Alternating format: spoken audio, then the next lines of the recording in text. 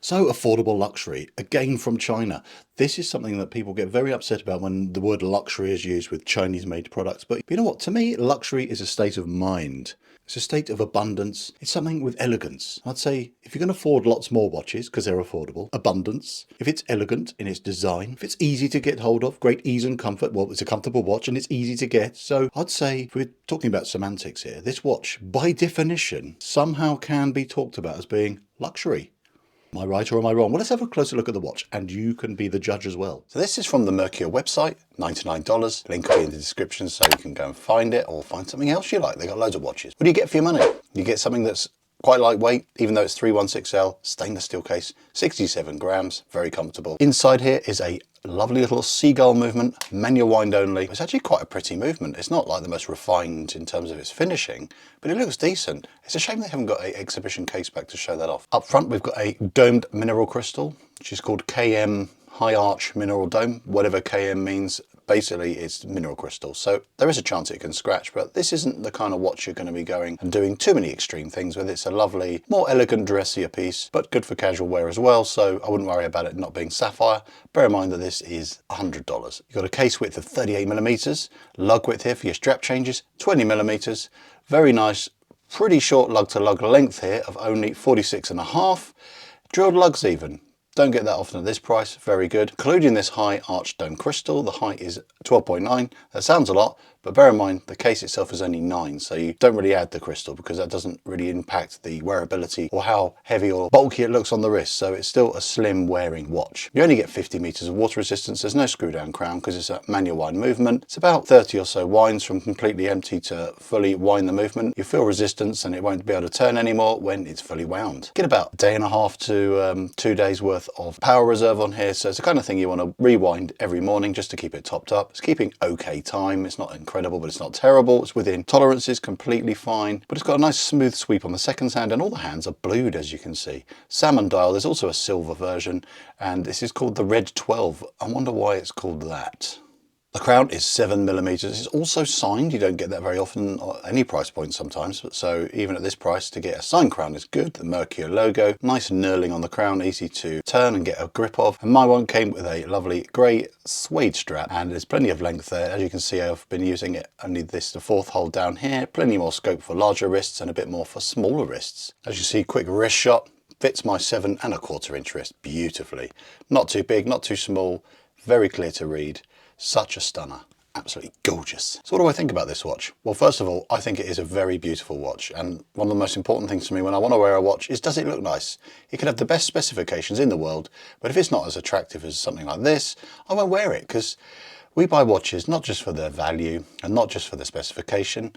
I'd say a larger part of it is how good looking is it? Does it go with what we're wearing? Do we feel good when we wear it? Does it look nice to us? And that for me is one of the more higher priorities, and value as well, of course, because I don't want to spend thousands of pounds just for that privilege. And that's where this luxury element comes in, because it's got that elegance, the feel good factor, and it's affordable, hence affordable luxury. Love this salmon dial. Got a combination of a frosty finish in the middle, sector cross in the middle, lovely aesthetic there, and then the brushed element of the outer part where the 12, 3, 6 and 9 is. And I love the detail of having a red 12. Lovely high polish on those 4 markers there, and the blued hands give a beautiful contrast with the salmon dial. Works very well, just makes it look really classy.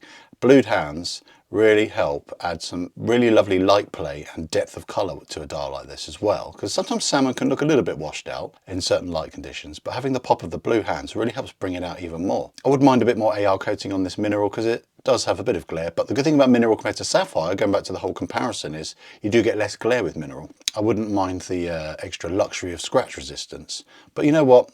For $99, I'm not too disappointed really, because the rest of the finishing is extraordinarily good. As you can see here, the brushing is very smooth, very fine.